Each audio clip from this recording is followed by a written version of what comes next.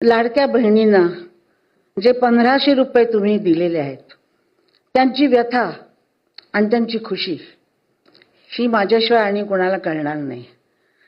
हे जर काम 47 साली कुणी केलं असतं, 1500 रुपये मिळाले असते, तर मी 2 वेळेला जेवले असते.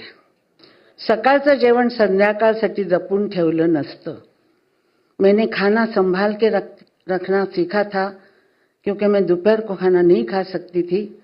जब हस्बैंड आते थे, दोनों मिलके हम खाते थे, उतना ही खाना मेरे पास होता था. इसीलिए मुझे लगता है कि ये 1500 रुपए, 15 आजकल के ज़बान में सीआर जैसे लाखों रुपए जैसे बातें होती हैं, 1500 रुपए जिन लड़कियों के पास, औरतों के पास पैसा नहीं है, कुछ नहीं, उनके लिए बहुत बहुत अच्छा काम आप लोगों ने किया.